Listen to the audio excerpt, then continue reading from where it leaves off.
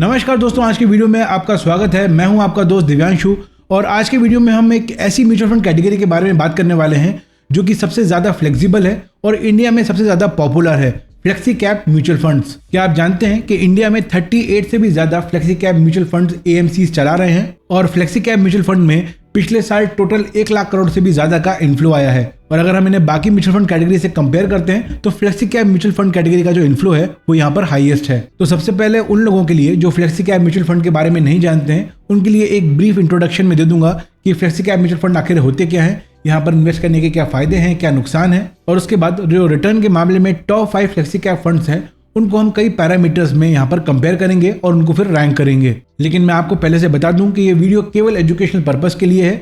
इनमें से किसी भी फ्लेक्सी कैप फंड ने मुझे स्पॉन्सर नहीं किया है, ये कोई प्रमोशनल वीडियो नहीं है, ये केवल मेरी रिसर्च है जो आपके साथ में शेयर कर रहा हूँ। और आप जो भी इन्वेस्टमेंट डिसीजन लेंगे वो आपको खुद रिसर्च करने के बाद या किसी एडवाइजर की मदद के बाद ही लेना चाहिए। वीडियो स्टार्ट करने से पहले एक छोटी सी रिक्वेस्ट भी करूंगा कि इस वीडियो को अभी से लाइक कर दीजिए और अगर आप चैनल पर पहली बार आए हैं तो चैनल को सब्सक्राइब कर लीजिए, क्योंकि इसी तरह के इन्फॉर्मेटिव वीडियोस, इसी तरह के कंपैरिजन और रैंकिंग वीडियोस आपको इस चैनल पर मिलते रहेंगे। तो चलिए बिना देर किए आज का वीडियो स्टार्ट करते हैं। तो सबसे पहले बात करेंगे कि फ्लेक्सी कैप म्यूचुअल फंड आखिर होते क्या हैं। तो दोस्तों, स्टॉक मार्केट में जो भी कंपनीज लिस्टेड हैं उनको कई कैटेगरीज में बांटा गया है और मार्केट कैपिटलाइजेशन एक पैरामीटर है जो कि हमें कंपनी की वैल्यूएशन बताता है। उसके बेसिस पर यहाँ पर 3 कैटेगरी बनाई गई हैं, लार्ज कैप, मिड कैप और स्मॉल कैप। अब कई म्यूचुअल फंड होते हैं जो केवल लार्ज कैप में इन्वेस्ट करते हैं, कई मिड कैप में करते हैं, कई केवल स्मॉल कैप में करते हैं। लेकिन फ्लेक्सी कैप म्यूचुअल फंड एक ऐसी कैटेगरी है जो तीनों ही मार्केट कैप में इन्वेस्ट करती है। फ्लेक्सी कैप म्यूचुअल फंड में एक खास बात ये होती है कि इसमें जो एसेट मैनेजर होता है उसके पास फ्लेक्सिबिलिटी होती है कि वो कितना अमाउंट किस कैटेगरी में इन्वेस्ट करना चाहे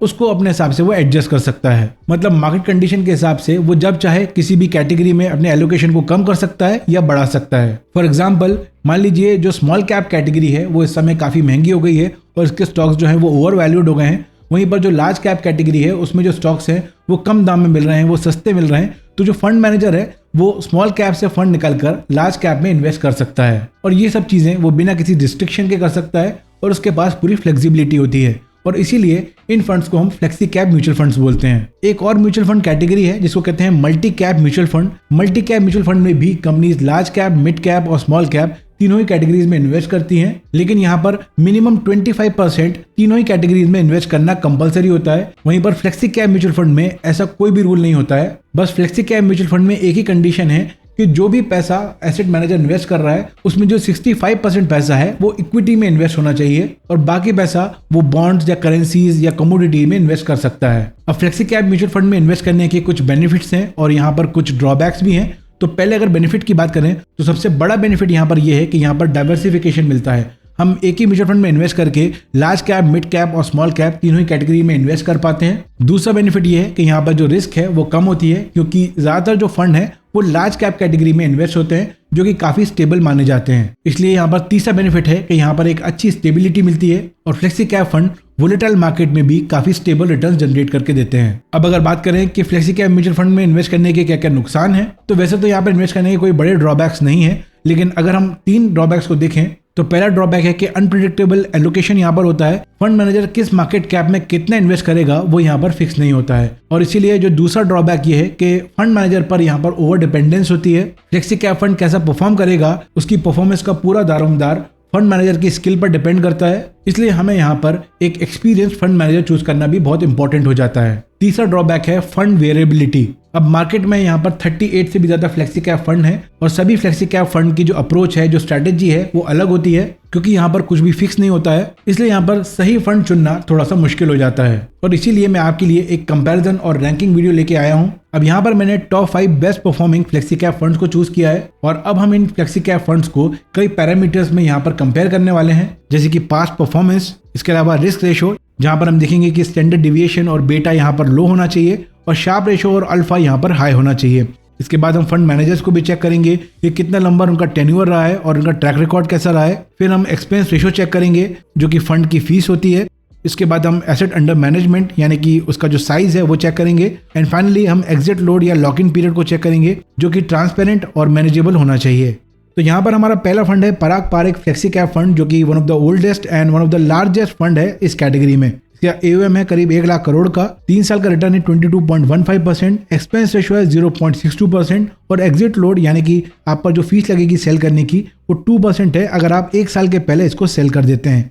दूसरा फंड है HDFC फ्लेक्सी कैप फंड। ये भी काफी बड़ा फंड है, 74,000 करोड़ का इसका AUM है, 25.66% इसका 3 साल का एवरेज रिटर्न रहा है और एक्सपेंस रेशियो 0.74% है। इसका जो एग्जिट लोड है वो 1% है अगर आप 1 साल के पहले इसको सेल करते हैं। तीसरा फंड है JM फ्लेक्सी कैप फंड। ये एक मिड साइज या फिर स्मॉल साइज फंड है जो कि 5,000 करोड़ के आसपास का इसका AUM है और 3 साल का एवरेज रिटर्न है 27.39% और एक्सपेंस रेशियो है 0.48%। इसका एग्जिट लोड यहाँ पर 1% है अगर आप खरीदने के 30 दिन के अंदर अंदर इसको सेल कर देते हैं। 30 दिन के बाद अगर आप सेल करेंगे तो आप पर कोई भी चार्ज नहीं लगेगा। फोर्थ फंड है कोटक फ्लेक्सी कैप फंड। ये भी एक लार्ज साइज फंड है और 50,000 करोड़ का इसका AUM है, 20.75% 3 ईयर एवरेज रिटर्न रहा है और एक्सपेंस रेशियो 0.63% है। इसका एग्जिट लोड है 1% अगर आप 1 साल के पहले इसको सेल करते हैं। एंड लास्ट फंड है Motilal Oswal flexi cap fund. ये एक मिड साइज फंड है, 12,418 करोड़ का इसका AUM है, 3 ईयर रिटर्न इसका 25.97% है, एक्सपेंस रेशियो 0.87% है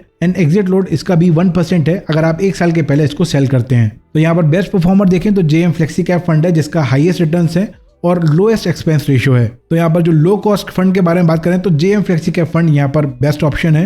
अगर हम साइज के हिसाब से देखें तो पराग पारक यहाँ पर सबसे बड़ा फंड है जो कि इन्वेस्टर के स्ट्रॉन्ग ट्रस्ट और कंसिस्टेंसी को हमें दर्शाता है। अगर एग्जिट लोड को चेक करें तो पराग पारक का जो एग्जिट लोड है वो सबसे ज्यादा है और JM फ्लेक्सी कैप फंड का शॉर्टेस्ट लॉक इन पीरियड है जो कि 30 दिन का है। बाकी जितने फंड हैं उनमें 1 साल का लॉक इन पीरियड है। तो इस डेटा के बेसिस पर अगर हम रैंक करते हैं तो रिटर्न के मामले में JM यहाँ पर नंबर 1 है, मोतीलाल सेकंड नंबर पर है एंड HDFC थर्ड नंबर पर है। एक्सपेंस रेशियो अगर लो देखें तो वहां पर भी JM का सबसे कम एक्सपेंस रेशियो है, उसके बाद है पराग पारक एंड फिर है कोटक। AUM स्टेबिलिटी को देखें तो पराग पारक यहाँ पर सबसे बड़ा फंड है और उसके बाद HDFC यहाँ पर सेकंड नंबर का फंड है। एग्जिट फ्लेक्सिबिलिटी को देखें तो JM का यहाँ पर शॉर्टेस्ट लॉक इन पीरियड है, केवल 1 महीने का। अब अगर फंड मैनेजर्स को चेक करें तो पराग पारक का फंड मैनेजर है राजीव ठक्कर जो कि 2013 से हैं। इसके पहले पराग पारक खुद इस फंड को चलाते थे और उनकी डेथ के बाद राजीव ठक्कर इस फंड को चला रहे हैं और इनकी वैल्यू फोकस अप्रोच है एंड पर्सनल होल्डिंग है। सेकंड है HDFC फ्लेक्सी कैप फंड। इसमें रोशी जैन जो है वो अभी इस फंड की मैनेजर हैं, पहले प्रशांत जैन थे एंड रोशी जैन के आने के बाद इस फंड ने काफी अच्छा परफॉर्म किया है। थर्ड फंड है JM फ्लेक्सी कैप फंड। इसमें रुचि फौजदार एंड टीम यहाँ पर इनके मैनेजर्स हैं जो कि 2008 से इस फंड को चला रहे हैं।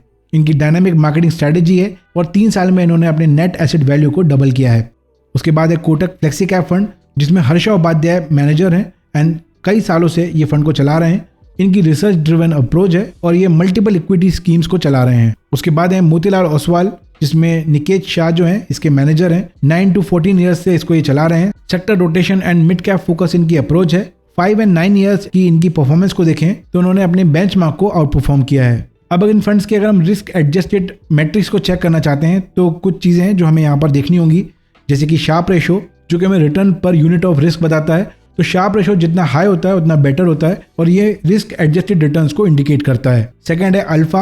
ये हमें बताता है कि फंड मैनेजर जो है वो बेंचमार्क को कितनी बार बीट कर पा रहा है। तो जितना हाई अल्फा होगा उतना बेटर फंड परफॉर्म कर रहा है। तीसरा है बेटा जो कि फंड की वोलेटिलिटी को इंडिकेट करता है। जितना लो बेटा होगा उतना बेटर होगा, उतना लेस वोलेटाइल होगा फंड मार्केट के कंपैरिजन में। एंड फाइनली स्टैंडर्ड डिविएशन हम चेक करेंगे जो कि ओवरऑल फंड की वोलेटिलिटी को बताता है। तो ये भी जितना कम होगा उतना स्टेबल यहाँ पर रिटर्न्स जनरेट हो पाएंगे। तो यहाँ पर अगर हम देखें Sharpe ratio, alpha, beta and standard deviation, और सबसे पहले अगर हम शार्प रेशो को देखते हैं तो Parag Parikh and HDFC flexi cap fund का जो शार्प रेशो है वो यहाँ पर हाईएस्ट है एंड कोटक का लोएस्ट है। अल्फा को देखें तो HDFC फ्लेक्सी कैप फंड का अल्फा जो है वो हाईएस्ट है। यहाँ पर आपको याद रखना है कि शार्प रेशो और अल्फा जो है वो जितना ज्यादा हो उतना अच्छा है and beta and standard deviation जितना कम हो वो उतना अच्छा है। अगर हम बीटा की बात करें तो लोएस्ट बीटा जो है वो पराग पारक का है एंड हाईएस्ट जो है वो JM फ्लेक्सी कैप फंड का है। स्टैंडर्ड डिविएशन लोएस्ट जो है वो भी पराग पारक का है एंड हाईएस्ट यहाँ पर मोतीलाल ओसवाल का है।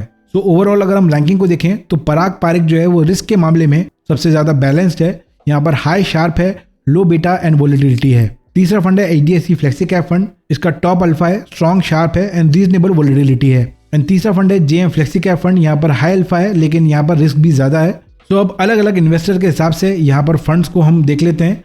तो यहाँ पर अगर conservative low risk long term investor हैं तो Parag park flexi cap fund यहाँ पर बेस्ट चॉइस हो सकती है क्योंकि स्ट्रॉन्ग ट्रैक रिकॉर्ड है, लोएस्ट वॉलिटिलिटी है, लार्ज AUM है यानी कि यहाँ पर एक स्टेबिलिटी हमें मिलती है और एक जो चीज़ यहाँ पर प्रॉब्लम देती है वो है एग्जिट लोड। तो अगर आप लॉन्ग टर्म के लिए इन्वेस्ट करते हैं मिनिमम 1 साल, तो आपको एग्जिट लोड नहीं देना होगा, इसलिए लॉन्ग टर्म के हिसाब से ये फंड बेस्ट हो जाता है। अगर बैलेंस रिस्क रिटर्न इन्वेस्टर हैं, HDFC फ्लेक्सी कैप फंड यहाँ पर दूसरी चॉइस हो सकती है। High alpha and Sharpe ratio है, अच्छे रिटर्न है, 25.66% 3 ईयर्स के रिटर्न रहे, एक्सपीरियंस टीम है और लेगेसी है स्ट्रॉन्ग फंड मैनेजमेंट की। एक्सपेंस रेशियो जो है वो मीडियम लेवल पर है 0.74%। अगर एग्रेसिव ग्रोथ सीकर हैं तो JM फ्लेक्सी कैप फंड यहाँ पर बेस्ट चॉइस है। हाईएस्ट 3 ईयर रिटर्न्स रहा है, लोएस्ट एक्सपेंस रेशियो रहा है, वोलेटिलिटी हाई है और मिड साइज AUM है, इसलिए इनफ्लो एंड आउटफ्लो के लिए ये थोड़ा सेंसिटिव है। तो रिस्क टेकर्स के लिए ये फंड यहाँ पर बेस्ट हो सकता है। तो दोस्तों, अगर आप एक म्यूचुअल फंड को चूज करना चाहते हो जिसमें स्टेबल रिटर्न, कम रिस्क और डाइवर्सिफिकेशन सब कुछ मिले, तो फ्लेक्सी कैप म्यूचुअल फंड यहाँ पर एक सॉलिड चॉइस है। अगर आप चाहते हैं कि मैं आगे भी अलग अलग कैटेगरी में कंपैरिजन एंड रैंकिंग वीडियो बनाऊं, तो आप कमेंट से बताइए कि अगला वीडियो मैं किस कैटेगरी पर बनाऊं, और मुझे ये भी बताइए कि आपने किन किन म्यूचुअल फंड्स में इन्वेस्ट किया हुआ है। अगर आपको आज का वीडियो हेल्पफुल लगा है तो वीडियो को लाइक करना मत भूलिए, और अगर आप चैनल पर पहली बार आए हैं तो चैनल को सब्सक्राइब कर लीजिए ताकि कोई वैल्यूएबल वीडियो आपसे मिस ना हो, एंड बेल आइकन प्रेस करना ना भूलिए ताकि अगले वीडियो की अपडेट आप तक सबसे पहले पहुंच सके। मिलते हैं जल्दी एक नई वीडियो के साथ, तब तक take care and happy investing.